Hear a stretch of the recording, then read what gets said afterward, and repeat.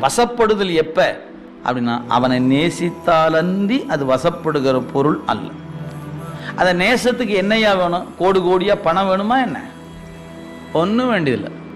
தூய நினைவு வேண்டும்.